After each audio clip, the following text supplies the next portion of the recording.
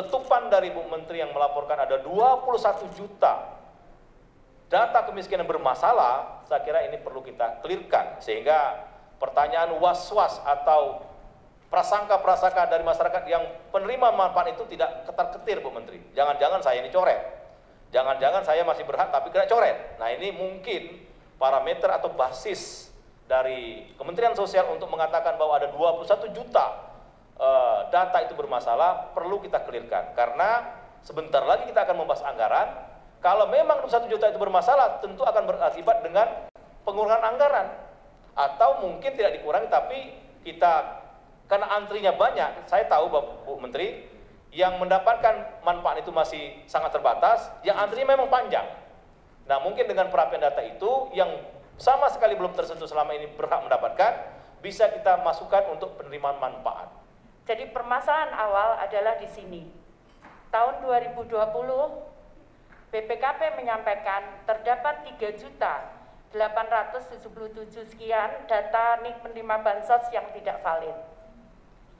Kemudian terdapat 41.000 sekian duplikasi data KPN, keluarga penerima manfaat dengan nama dan NIK yang sama. Kemudian yang ketiga, terdapat PM Bansos yang tidak layak, tidak miskin, tidak mampu, tidak rentan sebanyak 3.060 KPM di Jabodetabek.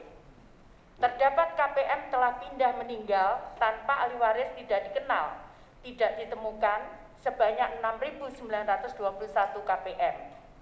BPK menyampaikan pada pemeriksaan 2020 yang sama, dan ini terjadi sebelum saya menjadi menteri. Kemudian terdapat data NIK tidak valid sebanyak 10.922.000 sekian, ART nomor KK tidak valid sebanyak 16 juta sekian, ART nama kosong sebanyak 5.700 sekian, serta NIK ganda sebanyak 86.400 sekian ART pada DTKS penetapan Januari 2020. Yang kedua, bantuan sosial tunai senilai 500.000 untuk KPN sembako non-PKH disalurkan kepada 14.000 sekian KPM yang memiliki NIK ganda dan 239.000 sekian KPM yang memiliki NIK tidak valid. Kemudian temuan KPK, didapati sejumlah 16 juta sekian data tidak padan Dukcapil. Kemudian pemutakhiran DTKS berpotensi inefisiensi dan tumpang tindih. Rekomendasinya dari KPK, pemadanan data DTKS dengan Dukcapil, penggunaan NIK sebagai key field. Jadi seperti itu. Ini presentasinya BPKP, hasil pengawasan atas akurasi data bantuan sosial. Cleansing data nasional 2020 NIK ganda, NIK invalid, menerima lebih dari satu jenis bansos. Cleansing data bansos APBD 2020 menerima lebih dari satu jenis bansos. KPM ganda, jadi keluarga penerima manfaat ganda. Kemudian ini ada datanya lengkap dari BPKP. Kemudian monitoring data salur, jadi data di DTKS itu ada 150 juta lebih, 155 juta di DTKS. Kemudian ini yang disalurkan itu berapa? Nah, ini monitoring terhadap data salur. Jadi tidak semua 155 juta ini menerima. Jadi ada yang sebagian disalurkan dan ada yang belum.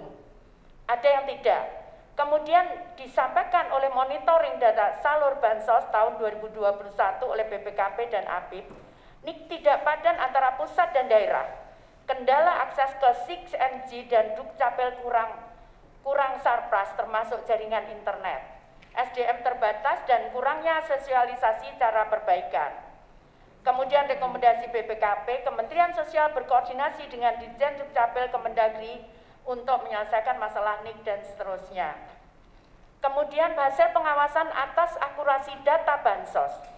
Pengawasan BST menerima lebih dari satu jenis bansos. Jadi ada PKH, kartu sembako, BLT DD dan Bansos Pemda. Kemudian yang kedua adalah KPM ganda, artinya keluarga menerima manfaat ganda. Tidak tepat sasaran, jadi KPM ganda itu bisa satu kakak nerima lebih dari satu. Jadi bisa nerima dua, bahkan ada yang bisa nerima tiga, satu keluarga. Kemudian KPM meninggal, KPM pindah dan tidak ditemukan. Kemudian NIK invalid, nanti contoh-contohnya akan saya jelaskan seperti apa bentuknya. Kemudian pengawasan bansos beras, KPM ganda, jadi yang tadi kami sampaikan, jadi satu keluarga bisa terima dua atau tiga. Kemudian NIK invalid, nanti kami bisa jelaskan NIK-nya invalid seperti apa. Kemudian pengawasan PKH, jadi tidak memiliki komponen PKH. Tidak ditemukan pindah alamat atau meninggal dunia. Jadi tidak ditemukan pindah alamat atau meninggal dunia. Kemudian KPM ganda, sekali lagi KPM ganda, kemudian NIK invalid, menerima lebih dari satu jenis bansos, BST atau BLT. Jadi di aturan Kemensos disampaikan tahun berapa ya? 2020 bahwa penerima bantuan itu PKH boleh bersama dengan BPNT, tapi tidak boleh satu keluarga itu nerima dua jenis bantuan.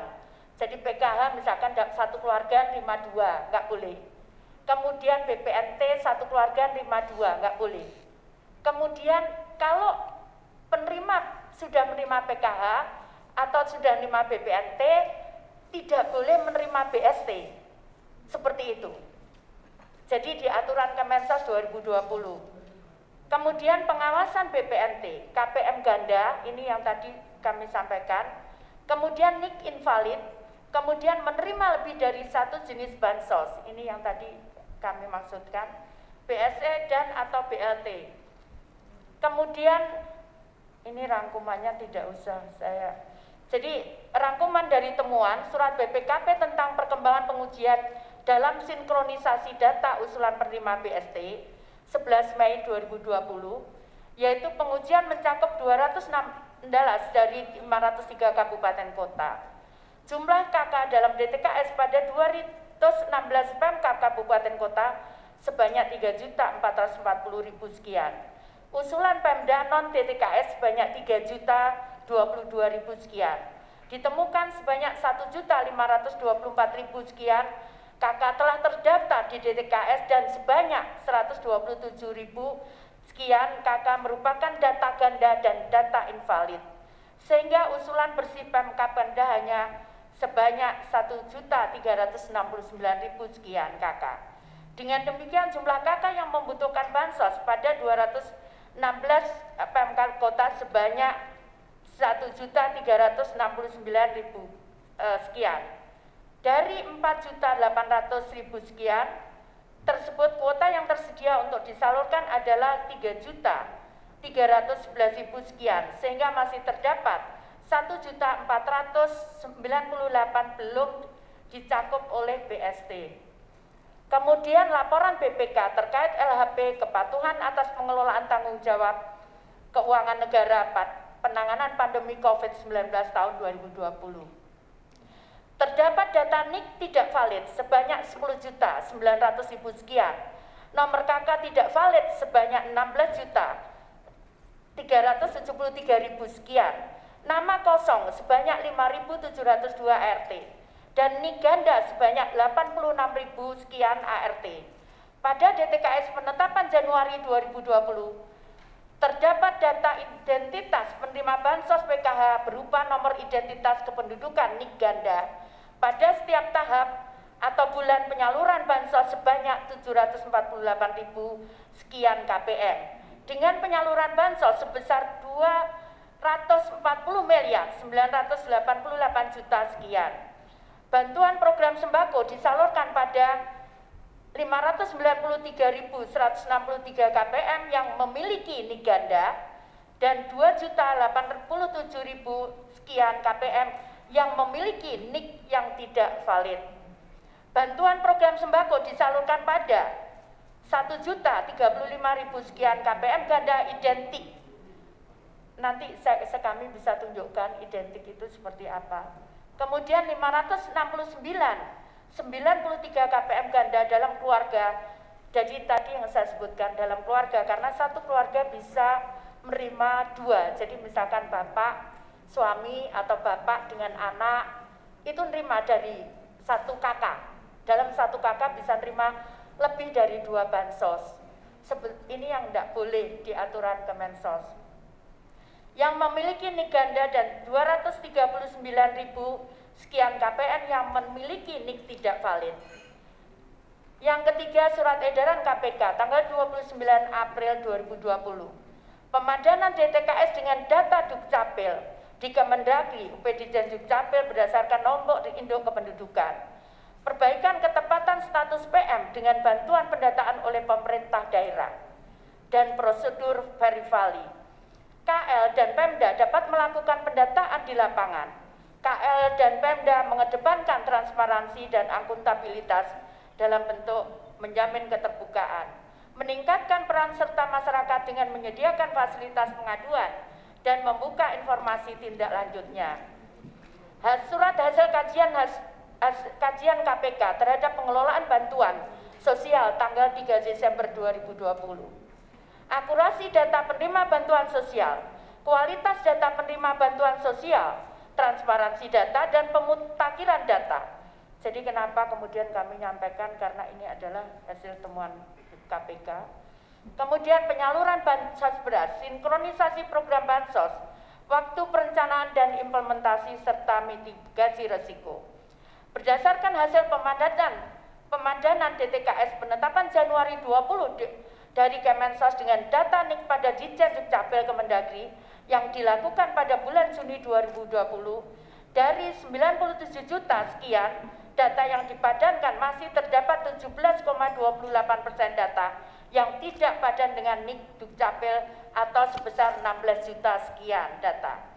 Sementara dari 82,72% DTKS yang sudah padan masih terdapat 1,06 juta data ganda dan 234.000 data yang sudah meninggal.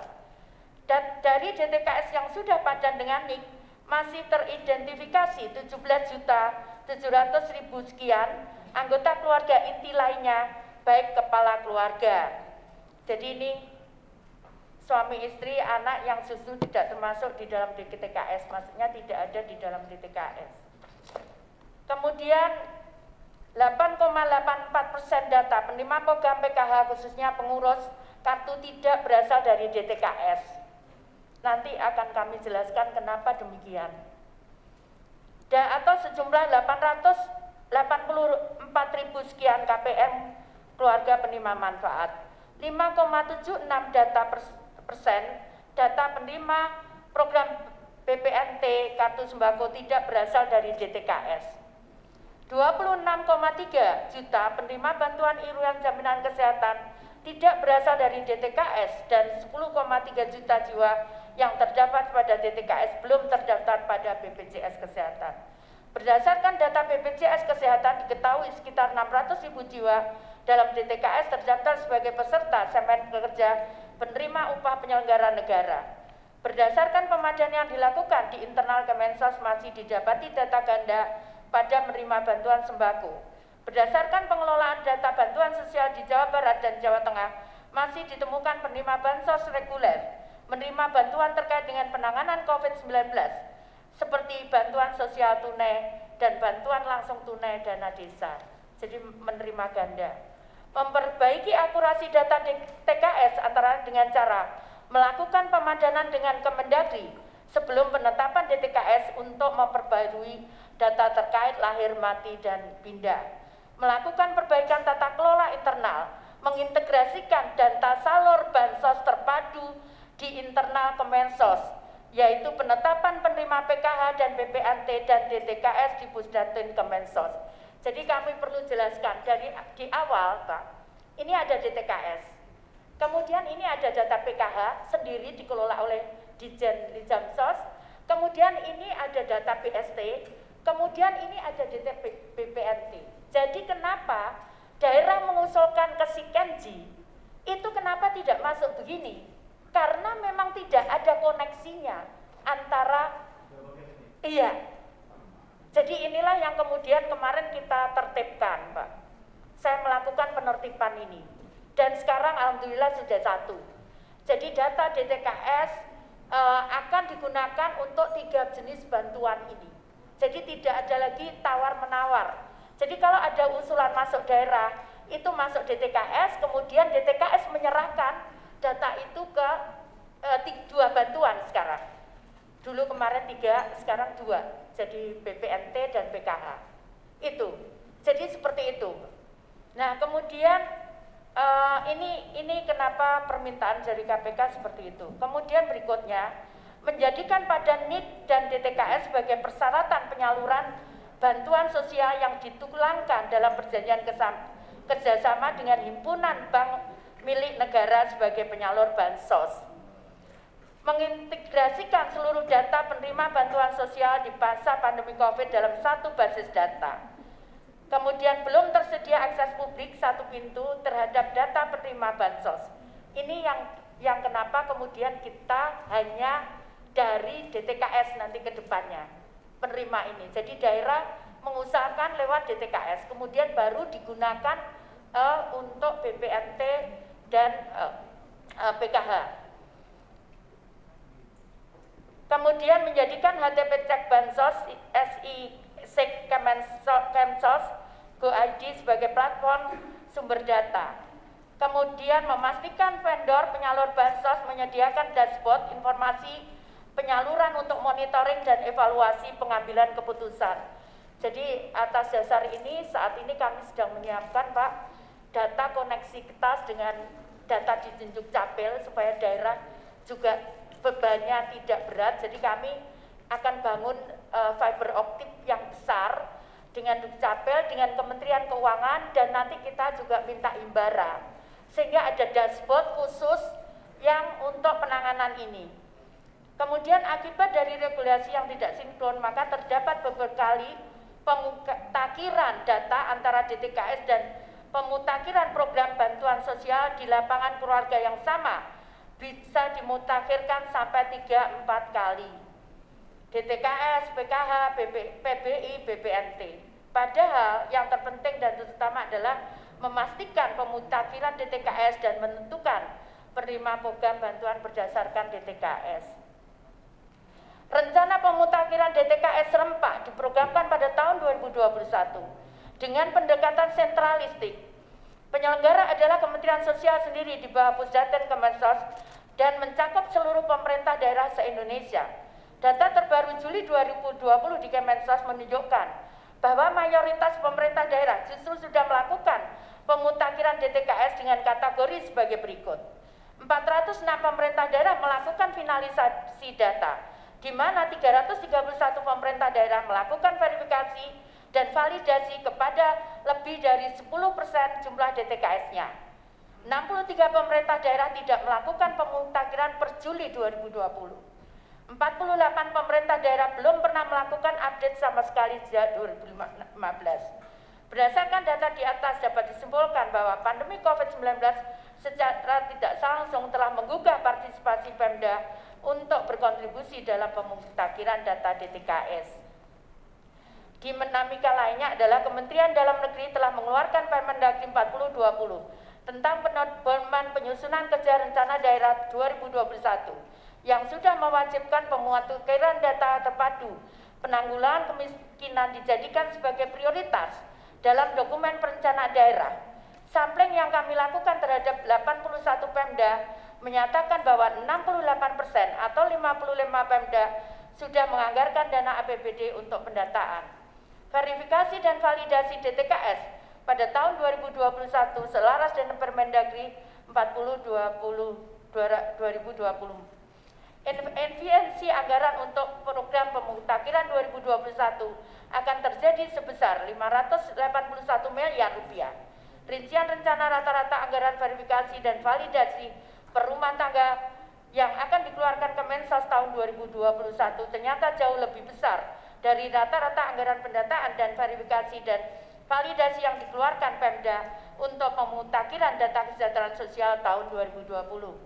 Program Kemensos menganggarkan rata-rata per data Rp30.218 dibandingkan dengan anggaran Pemda Rp16.272 per data. Melakukan harmonisasi kebijakan khususnya Permensos terkait pemutakhiran terpadu antara DTKS dan penerima program bantuan dengan menegaskan peran pemerintah pusat dan pemerintah daerah agar tidak tumpang tindih. Memperhitungkan kembali risiko inefisiensi serta tumpang tindih kegiatan dan anggaran dengan mempertimbangkan opsi pelaksanaan melalui dana dekonsentrasi dengan alokasi dana untuk Pemda masing-masing, maka inefisiensi tercapai dan keberlanjutan pemutakhiran data akan terjamin karena adanya rasa kepemilikan data oleh pemerintah daerah. Surat rekomendasi Stranas PK untuk perbaikan DTS 11 Desember 2020. Temuan NIK Padan hanya 75,6%. Dari data yang berhasil dipadankan terdapat 111.000 sekian telah meninggal. Terdapat 9.800 sekian data tidak bisa dipadankan karena anomali nama kosong. Terdapat 1.700.000 sekian NIK dan nama ganda. Terdapat 98.000 sekian data ganda, nama, jenis kelamin, tanggal lahir, tempat lahir, dan nama ibu.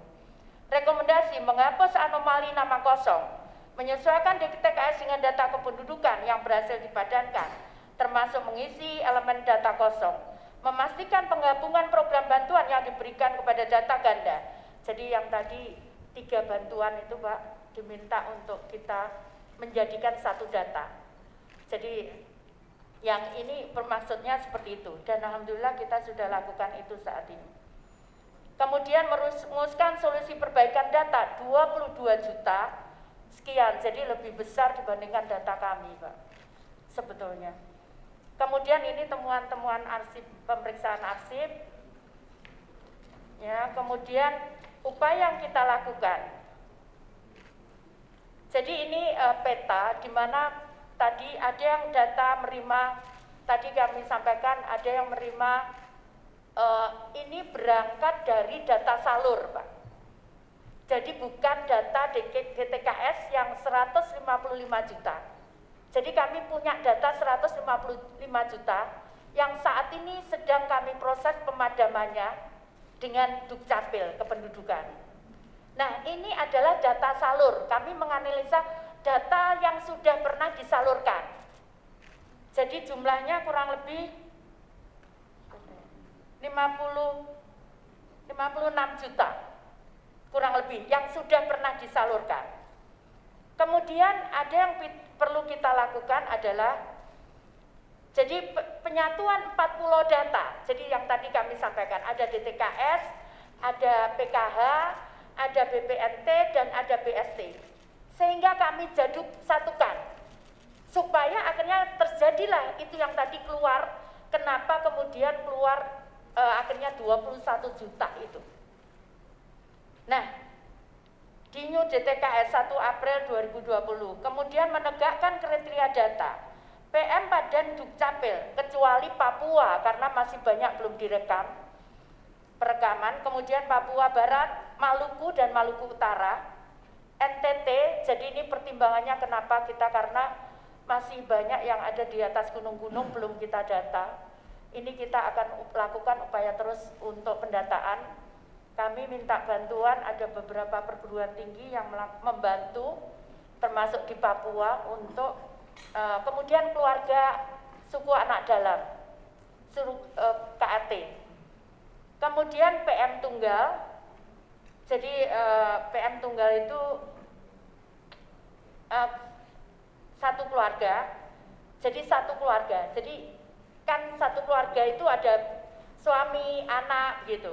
Nah ini penyatuan PM yang kita lakukan karena ada yang satu keluarga itu nerima 2 atau 3 bantuan yang tadi saya sampaikan. Kemudian data bansos per KPN tunggal. Kemudian bansos tidak overlap kecuali PKH, ini peraturan Permensos, saya belum membuat peraturan baru Pak, ini peraturan Permensos yang lama. Jadi kecuali PKH dan BPNT itu boleh di Permensos yang lama. Tapi kalau PKH, BPNT dan BST nggak boleh. 3 nggak boleh. Atau PKH 2, BPNT 2, atau BST BPNT dan BST nggak boleh. Itu aturan Permensos yang lama. Saya belum merevisi ini. Kemudian pembenahan proses. Semua bansos menggunakan data New DTKS yang sudah padan dengan kependudukan, kecuali 6 daerah tadi, Papua, Papua Barat, Maluku, Maluku Utara, NTT, dan KAT. Kemudian periodisasi bulanan penetapan DTKS, jadi kita tetapkan tiap bulan. Jadi minggu kita rutin Pak, mulai Januari, minggu ketiga kita lakukan rapat dengan Himbara dan Kementerian Keuangan dan Bappenas, juga dengan BPKP, dengan KPK, dengan Kejaksaan Agung, dengan kepolisian. Itu rutin kita rapatkan tiap bulan karena untuk persiapan pencairan bulan berikutnya. Sehingga dengan Dukcapil, sehingga kita ketahuan kalau mereka meninggal bulan lalu, maka kemudian ini prosesnya seperti apa gitu. Seperti itu. Kemudian usulan dari daerah, jadi ini usulan dari daerah, kita menampung usulan daerah. Kurang lebih mulai bulan Januari sampai dengan kemarin kita tutup bulan April, kurang lebih ada 7.000 usulan baru dari daerah. 7 juta, 7 juta. Kemudian rekonsiliasi hasil penyaluran ke New DTKS. Jadi ini rekon rutin dengan bank penyalur dan PT Pos. Kemudian peningkatan inklusi dan akuntabilitas informasi publik melalui web cek bansos. Dengan ini kita rencanakan 1 Januari ini 1 Juni itu akan menggunakan mobile apps. Jadi bisa digunakan pakai handphone, apakah dia terima, dan nanti ada usulan mandiri, dia bisa mengusulkan. Kenapa? Karena di bawah juga kita mendengar usulannya, ada yang dipilih temennya apa gitu. Nah, tapi nanti akan tetap ada verifalinya di lapangan. Kemudian ada verifikasi diperkuat oleh proses QA, question and answer, kemudian sanggahan atas kelayakan penerima bansos. Jadi siapapun boleh menyanggah. Kalau misalkan ini tidak berhak, itu dia boleh nyampaikan. Kenapa? Jadi kami terima surat, sekarang ini kami tindak lanjuti dengan Kejaksaan Agung, dengan BPK. Ini ada malah yang sudah masuk ke apa namanya? Investigasi, Pak. Investigasi itu nanti bisa disanggah. Jadi kalau dia tidak layak, maka boleh siapapun menyanggah. Seperti itu.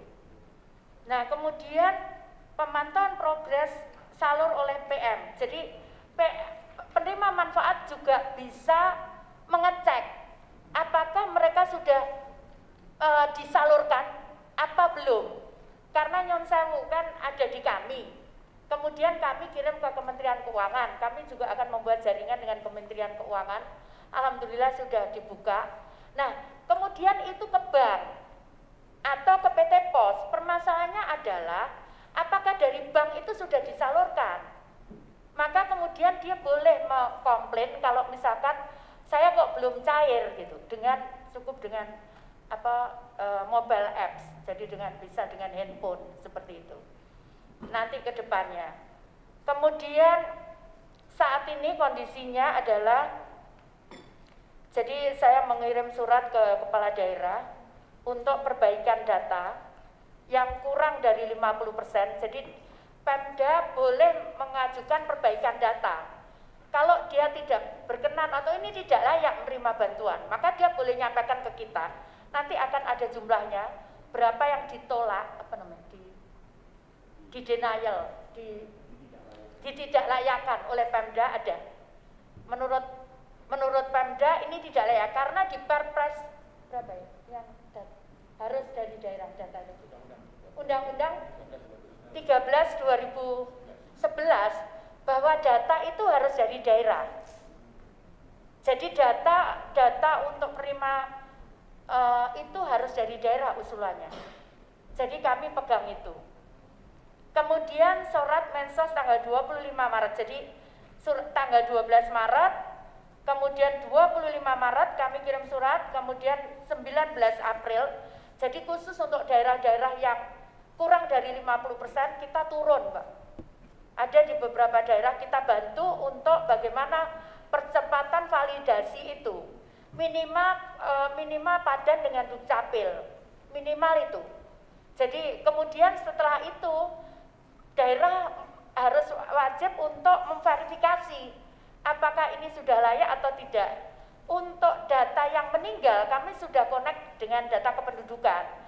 Permasalahannya memang tidak semua daerah itu connect dengan data kependudukan. Maksudnya kalau meninggal lapor atau kalau pindah itu lapor, nggak ada. Itu ada yang seperti itu bentuknya. Sehingga kita masih carikan data, tapi nanti masyarakat yang pindah itu bisa menyampaikan informasi lewat ini tadi, cek data DTKS itu. Jadi mereka bisa lapor.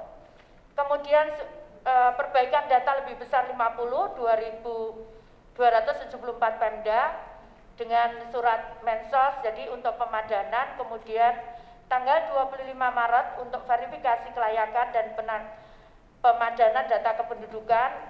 Permohonan penghapusan, ini yang tadi saya sampaikan. Jadi daerah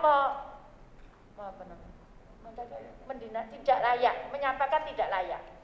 Itu mereka nyampaikan kepada kita, nanti datanya ada. Kemudian pengajuan usulan data baru, nanti akan saya tunjukkan bentuknya.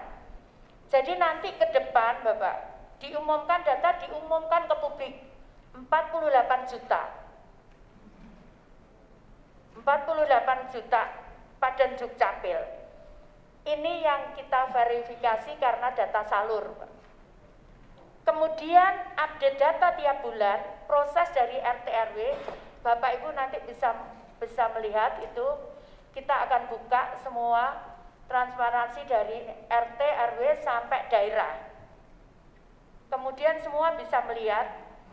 Kemudian penjamin kualitas kalau ada perbedaan dari RT RW kemudian masyarakat, ada perbedaan dari daerah, maka nanti verifikasi kami sudah kerjasama dengan Kemendikbud untuk membuat kampus merdeka.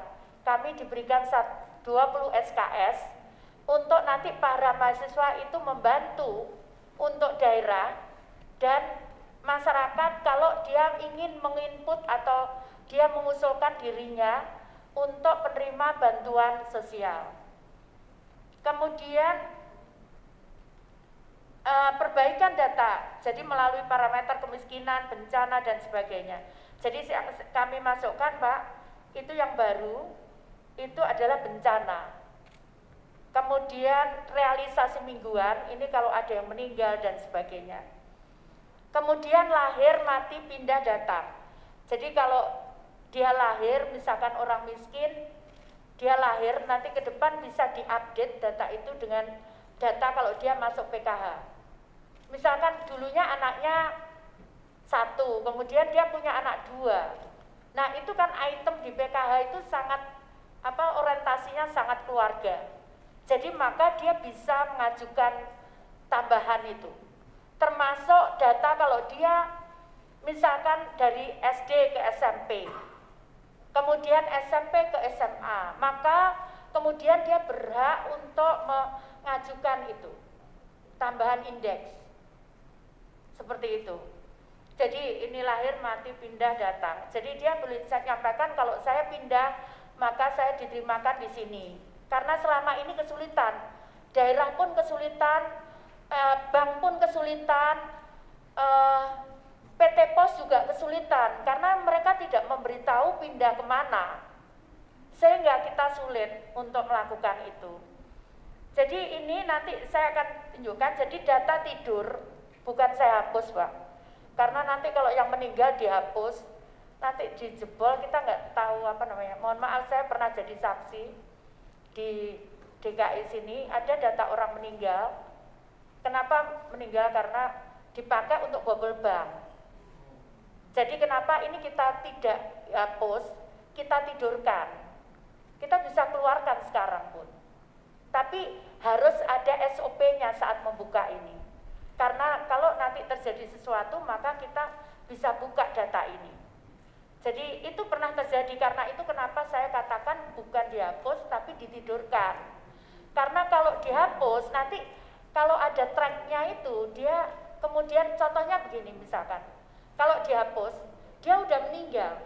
Bisa saja karena kami tidak punya data yang awal, misalkan kejadiannya sebelum ada pelaporan dari Dukcapil dihidupkan lagi. Karena tadi, nah kalau ada itu maka kemudian secara otomatis dia akan linkage gitu. Oh ini udah meninggal datanya. Seperti itu, secara teori bisa Pak. Secara teknik bisa. Seperti itu, karena kalau nanti ada yang hidupkan lagi, yang meninggal ini, kita nggak tahu, karena misalkan kejadiannya meninggalnya udah 2017 atau 2018, kita nggak tahu, jadi bukan dihilangkan, bukan dihapus, tapi ditidurkan. Karena nanti harus ada koneksi begini Pak untuk proses data, kenapa dia ditidurkan gitu. Kemudian ini yang perbaikan data daerah.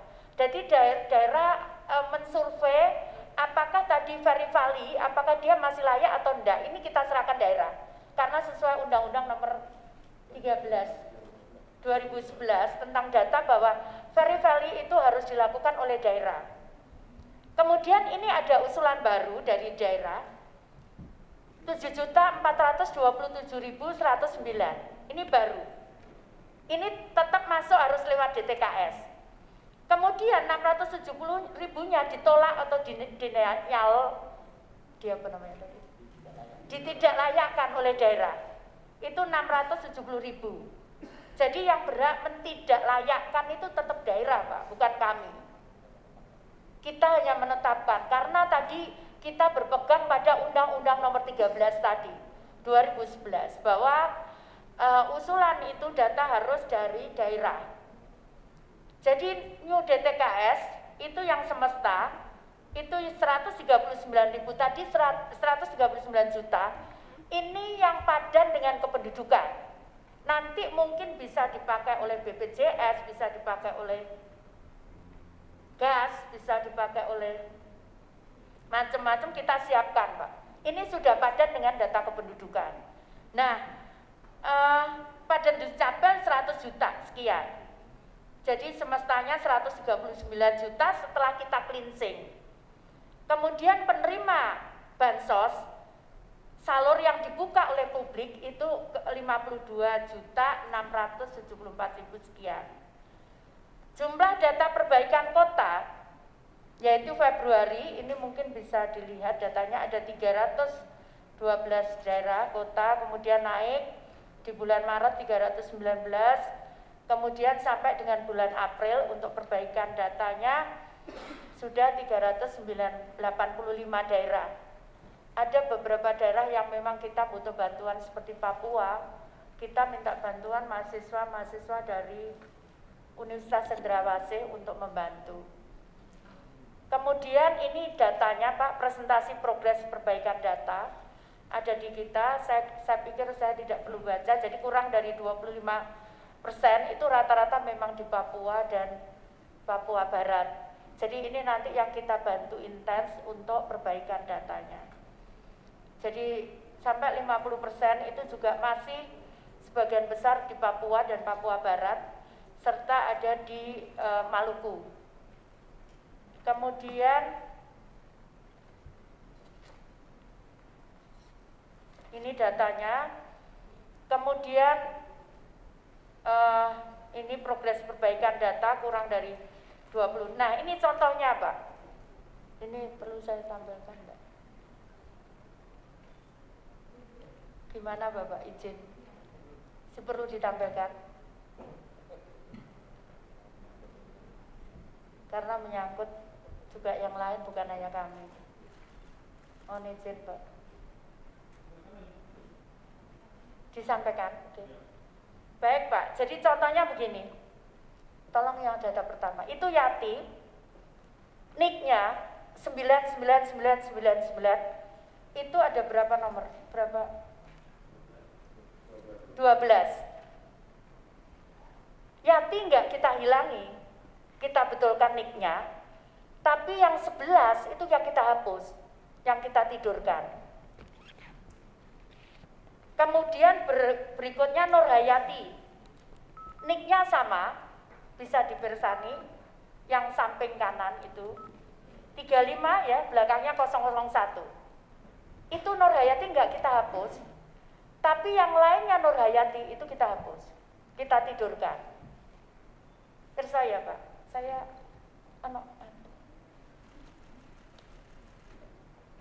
gimana caranya? Jadi ini Pak, ini Nur Hayati satu nama, nicknya sama. Jadi mohon maaf Pak, dulu softwarenya di kementerian itu ya saya mohon maaf, itu dibuat per provinsi. Sehingga begitu saya gabung, ketahuanlah seperti ini. Jadi alamatnya beda, tapi nicknya sama, tapi namanya juga sama. Itu yang satu kita ambil Nur Hayati, yang layak, kemudian yang sisanya yang kita tidurkan. Nah berikutnya Slamet Pak. Slamet ini terkenal Pak, saya survei. Dia nerima 39 bantuan Pak. Nicknya sama, udah ketemu di pemilu Pak. Iya, cocok berarti Pak. Iya, ya udah cocok Pak. Kemudian nama ibu kandung Siti Hawa, sama ya Bu? Ya udah itu Pak. Ya itu sudah. Kalau itu tetap keluar Pak, nanti jadi double dia nerimanya. Itulah kenapa kemudian kita tidurkan. Kemudian yang tadi saya juga nertibkan, kalau satu kakak itu dia nerima 2-3 bantuan kan nggak boleh Pak. Bayangkan kalau PKH itu bisa 800.000 Pak per bulan. Tapi ada yang paling rendah berapa? 200, 350. Ada yang, tapi kalau 2 nerima kan dia bisa 700 nerimanya. Bisa 1.050.000 kalau 3. Nah itu yang kita potong, kita tidurkan 2 itu. Kemudian ada yang nerima 3 bantuan dulu awalnya Pak. Ini sebelum BST berakhir. Jadi dia nerima PKH, nerima BPNT, nerima BST. Nah ini kita hapus. Di Permensos 2020 itu hanya berhak menerima 2 bantuan. Itulah yang kita tidurkan. Jadi kita pilih kenapa bukan BST, kita pilih kita ke BPNT supaya dia menerima sampai dengan akhir tahun. Karena kalau BST yang kan dihapus kemarin Pak, bulan April aja kan, dia nanti Mei nggak terima. Karena itu kemudian kemarin kita pindah, dia yang terima BST double, kita pilih BPNT, kita pindah ke BPNT. Ada yang kalau dia terima bantuan 3, maka kemudian yang kita hapus BST-nya. Tapi kalau dia terima bantuan BST saja, ternyata double bantuan dengan PKH atau dengan, maka kita pindah, kita mutasi dia ke BPNT. Demikian pula kalau mereka putus, tidak terima, dia hanya BST tapi dia benar berat, maka kita boyong dia ke BPNT supaya memang terimanya lebih kecil. Kalau BPNT 200.000, kalau BST 300.000, tapi dia akan terima sampai dengan bulan Desember. Jadi policy kita kemarin gitu, supaya dia sustain menerima sampai bulan Desember, jadi tidak berhenti di April, begitu Pak. Dan itu pun masih ada Pak, masih ada sisa yang kita sekarang nunggu dari daerah.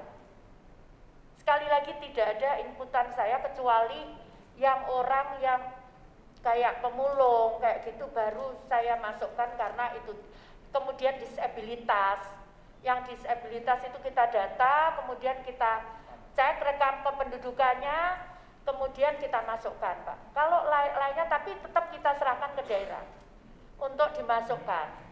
Seperti itu. Jadi tidak ada intervensi dari kami kecuali tadi yang pemulung dia nggak punya nggak punya KTP, nggak punya itu, kemudian kita rekam, nggak punya keluarga, itu kita rekam, kemudian kita serahkan itu ke daerah untuk diusulkan, termasuk yang disabilitas. Jadi yang disabilitas kita bisa masukkan berapa Pak? Pak Ari? Pak Ari enggak ada ya? Berapa yang disabilitas? 179.000 sekian. Itu disabilitas Pak. Itu data kita, kemudian kita masukkan. Jadi seperti itu kira-kira double-nya Pak. Jadi ini contohnya Pak. Ini Tentrem Wahyuni, ini nerima 3 Pak. Tentrem Wahyuni. Iya, NIK-nya sama. Jadi kita ambil satu, tentrem itu tetap dapat, tapi memang tidak 3. Jadi setelah kita cek juga baru kita tunjukkan, dan kemudian NIK nama Pak Danjub Capel kemudian tidak terpilih karena dia ganda terimanya. Ini contoh-contohnya, Pak. Kemudian ini juga saya mindah, Pak, kurang lebih 3 juta sekian karena bank tidak mau menyalurkan. Setelah kita kenceng, bank tidak mau menyalurkan. 3 juta berapa? Berapa data bank? Lah wong namanya tuh memang IT, Pak. Di data kependudukan itu namanya IT. Namanya NA70, nggak maunya. NA70 namanya memang. Kemudian namanya IT. Namanya THR, nggak mau nyairkan, Pak. Jadi gimana kita ya, gimana Pak? Ya sekarang akan kita ambil alih untuk kita masukkan di pos.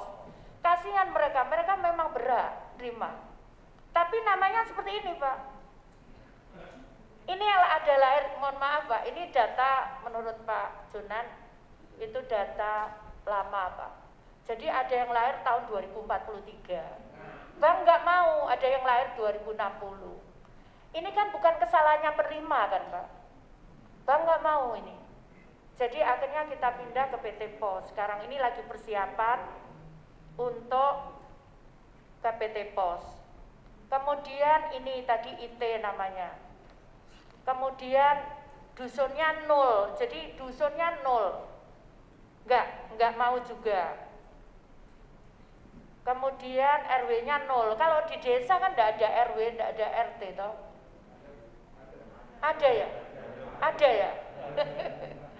ini enggak ada Pak datanya. Jadi enggak bisa ini.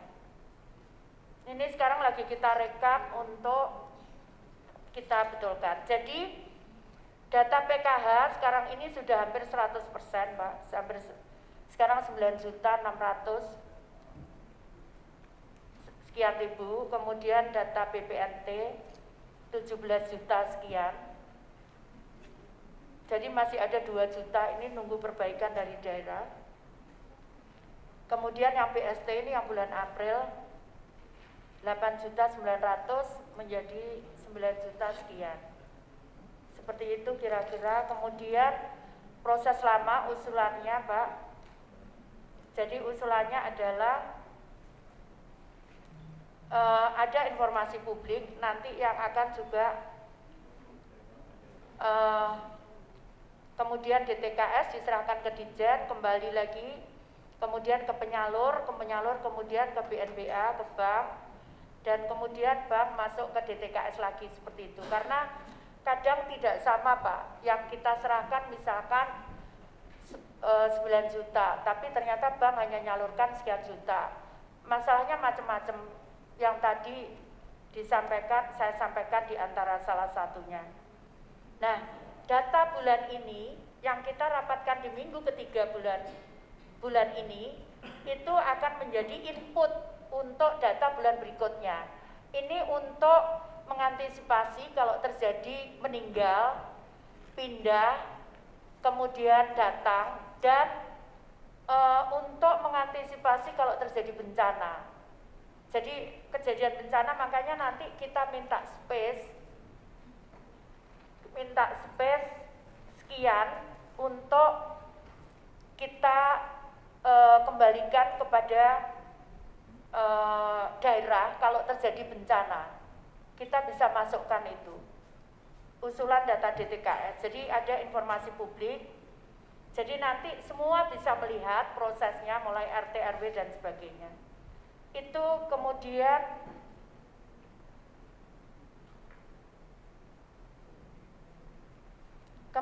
mungkin saya juga mohon izin, saya terus terang kemarin itu untuk antisipasi Pak supaya tidak masuk di ranah pidana. Jadi saya tidak ingin, saya janji membetulkan. Karena sebetulnya tiap tahun itu pemeriksaan itu ada temuan, itu ada terus. Sebetulnya saya mantan PNS, bukan hanya wali kota, saya mantan PNS. Sebetulnya kalau ada temuan ini harusnya diperbaiki, tahun berikutnya sudah harus diperbaiki, tapi yang terjadi didiamkan saja Pak.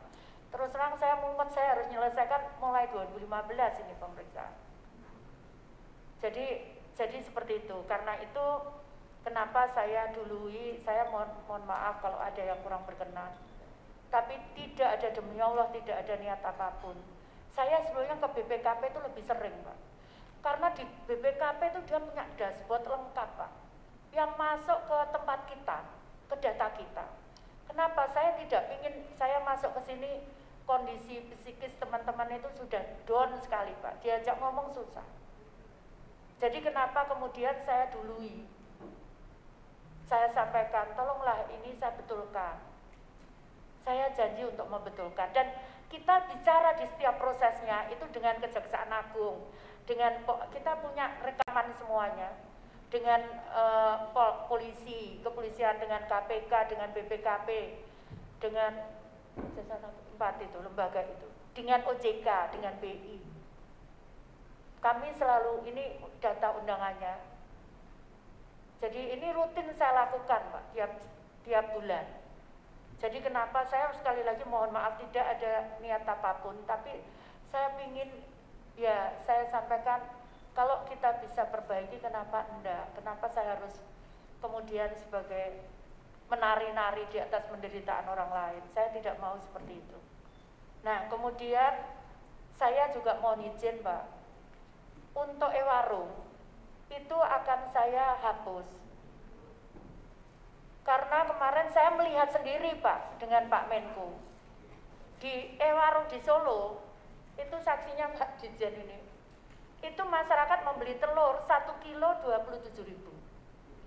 Di depan jaraknya jalannya 3 meter Pak Sekjen, ada jual, ditulis dijual telur dalam bentuk grosir, ternyata minimal setengah kilo. Jadi grosel tapi minimal setengah kilo. Terus saya nanya, Bu, saya ngomong, loh kok naiknya banyak, kemarin itu 18.000, kenapa 27.000 Bu, kita ngambilnya 26.000. Nah kemudian saya jalan, di depan saya baca poster, terus saya nanya ke ibunya yang jual, Bu, berapa Bu telur? 18.500. Artinya perbedaan orang miskin dia membeli lebih mahal, karena kita menetapkan di tempat itulah harus beli. Dan ini Pak Nyun Sewu, saya sudah dengan Kejagung sudah 4 kali Pak Inspektur ya menemukan ini Pak.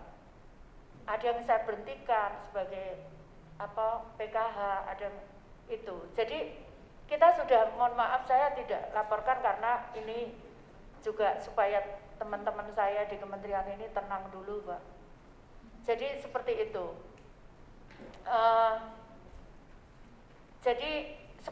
Jadi nanti kita lagi siapkan untuk e-warung itu siapapun bisa menjadi tempat membeli dia. Kita lagi siapkan aplikasinya dengan handphone saja nanti. Jadi pembeli itu penjual itu tinggal klik begitu, kemudian report itu masuk ke kita. Seperti itu Pak. Karena kalau kita kondisikan itu terus terang seperti itu. Jadi saya mohon izin itu. Jadi ini hasil rapat koordinasi kami bulanan Pak. Ya. Rapat koordinasi kami setiap bulan. Itu saya kira yang bisa saya sampaikan. Sekali lagi mohon maaf tidak ada niat apapun di saya. Tapi saya ingin bahwa ini bisa diselamatkan dengan cara kami membetulkan prosesnya. Dan alhamdulillah saat kita sampaikan bahwa kami nemukan begini, mereka juga menyatakan itu Bu yang kami tunggu. Katanya seperti itu. Ada rekamannya semua. Saya kira begitu, terima kasih, mohon maaf sekali kalau ada yang kurang berkenan. Saya akhiri, wassalamualaikum warahmatullahi wabarakatuh.